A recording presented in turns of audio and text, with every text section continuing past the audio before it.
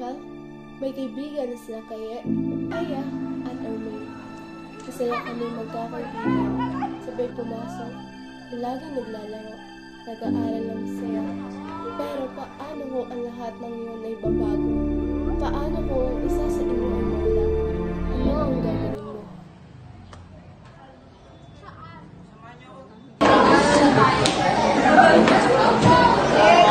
Okay, class, settle down. Okay, so meron tayong mga bagong nag-enroll sa atin. Meron tayong new students. New students, pasok kayo. Okay, so new students, welcome sa grade 10 Batangas. So before kayo mag-settle down, makilala muna kayo sa kanila, introduce yourself para kilala nila kayo. Good evening everyone. My name is Giancarlo De Leon and Sumabas Carlo. Hi, my name is Justin Carlo and Olivas. My name is Kennedy Raymond. Class, paki-welcome sila. Welcome to grade 10 Batangas! Pwede ba kayong dalawang pwede ba kayong mag-usapin para makaupo ang ating bagong classmates? Tapos ikaw, pwede ka bang makaupo dito?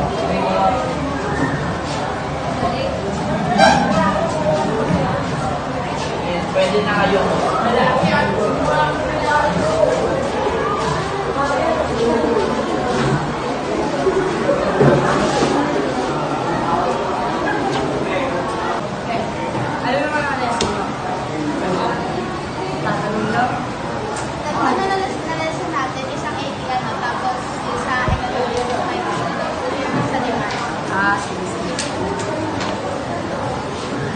Days had passed and they became friends with one another, and that made them create a circle of friends. But they don't know what's going to happen to them when they became friends with a transferee. They decided to play with them, study with them, and going out with them. But there's a girl in their circle of friends that has been felt left out. Charles attempting to talk to Aya because she has something to open up, but Aya ignored her. We became friends with a new transferee, but why? Why do I feel like I'm in a shadow when I'm with them? I am going to be left out? Or what?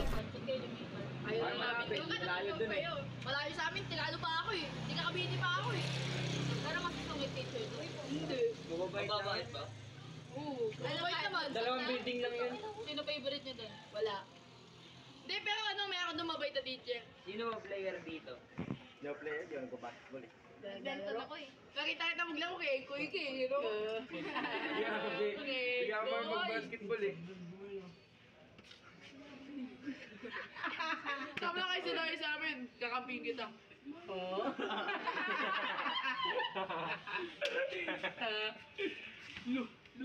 Nangyari ka lang po ako. Ba't nagawa ko yan?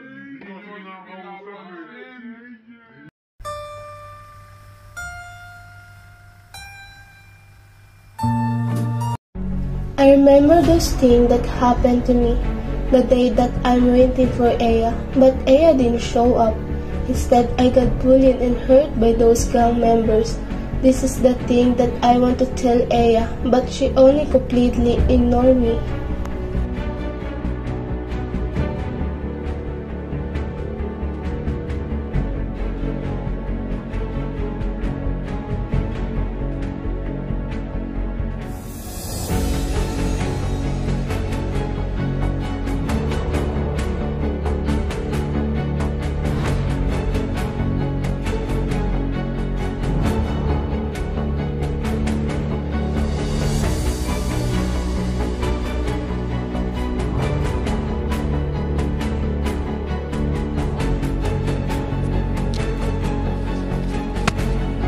Instead telling it to Aya, Shal just give it to her.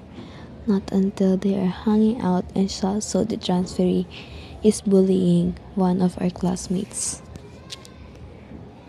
Huwag kayong hingal. Ano meron? Ano nangyari? May nagsasabakan doon. Ang masaklap, yung dalawang transfer andito. Sino? Si Josh at si Roberto. ginagawa nila dito? May binubuli si Josh. Isang random people na baka uwi pa lang. Pero may mga kasama siya. Oo. Sino tong mga to? Hindi ko kilala. Marami sila. JC!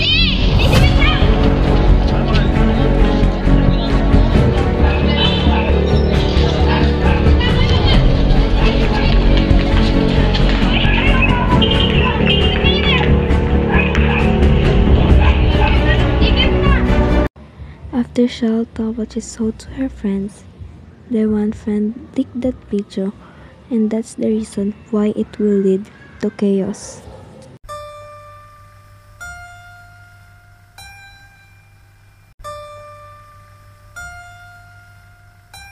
After the secret gang knew who was the one who leaked that video, they killed her. I was walking around. I didn't know that this was going to be my last day.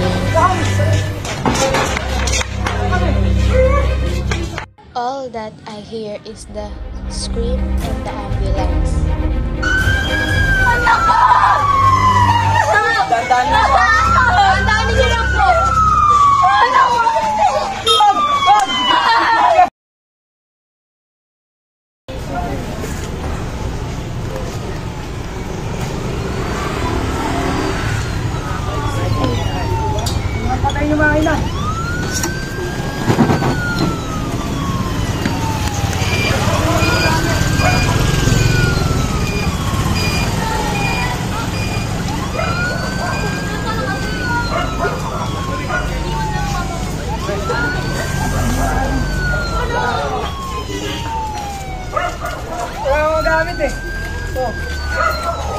Pwede po ba namin mahirap yung mga gamit na ito? Ito yung nakita namin eh. Pati po yung damit. Ano yung cellphone? Ito po ba yung mga tsinelas nung namatay ka? Oo, yan.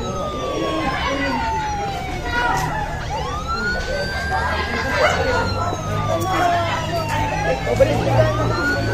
Kailangan na namin na ito. May kailangan pa.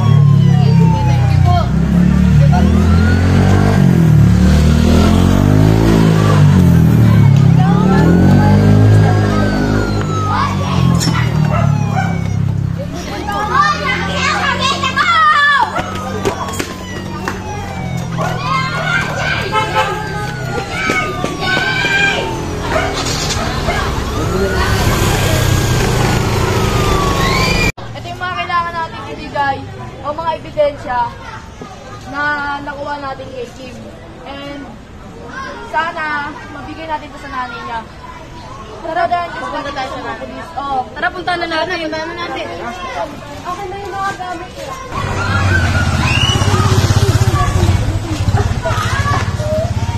Ano po yung kaya po ba yung magulang mo po?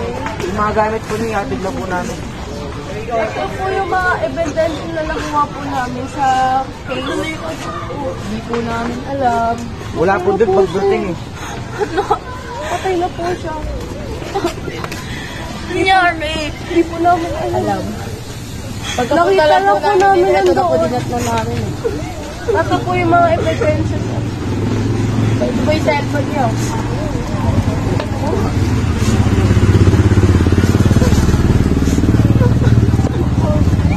Nakikiramay po. Nakikiramay po kami lahat.